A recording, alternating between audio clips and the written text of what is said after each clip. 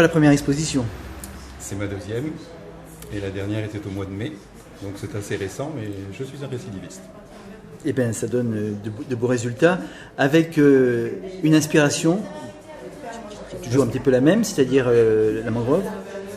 L'inspiration de l'autre expo était un petit peu différente, il s'agissait de photos sur le feu, et donc là on passe à un autre élément primaire qui est l'eau, mais toujours avec la même idée, c'est que les photographies évoquent beaucoup plus qu'elles ne montrent directement, et donc j'aime bien cette idée que dans ces photographies il y a pas mal de choses à dire, pas mal de choses à raconter. Tout à fait. Donc toute une histoire, toute une émotion à travers des lieux magiques quand même au départ déjà. Le lieu est à la fois magique parce que la mangrove est notre mère, c'est celle qui va nourrir notre futur puisque c'est un vivier.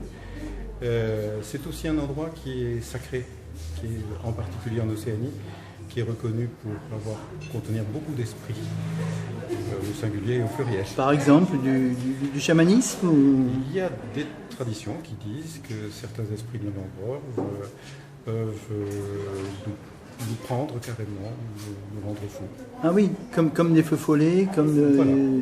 Voilà. On peut être entouré disons, de génies, plus ou moins maléfiques ou bénéfiques, c'est selon. À mon idée, il n'y a que du bénéfique, mais...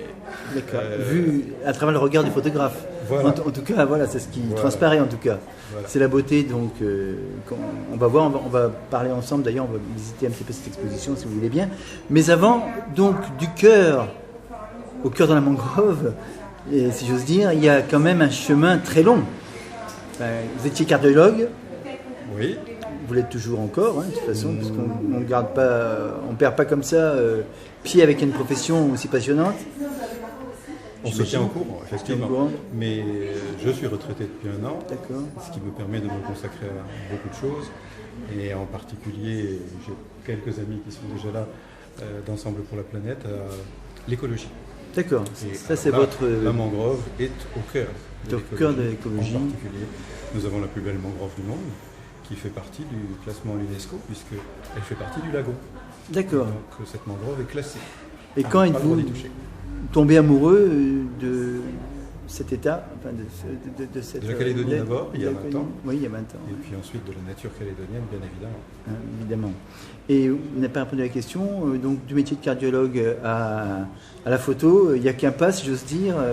Disons que les deux ont cohabité et ça m'a permis de vivre une retraite plus heureuse. Mais s'il y a un aspect psychologique à être médecin, à écouter les autres, il y a certainement aussi un aspect intéressant de produire des œuvres qui font parler et qui permettent d'écouter aussi. Oui, l'émotion quand on est cardiologue et l'émotion quand on est photographe. La rencontre des gens. La rencontre voilà, des univers et qui se côtoient déjà dans votre métier, vous le côtoyez déjà cet univers de la photo. Voilà, au travers de l'imagerie certainement. Au travers de l'imagerie et là de l'image. Voilà. Si vous voulez bien, on va aller voir votre œuvre. D'accord ?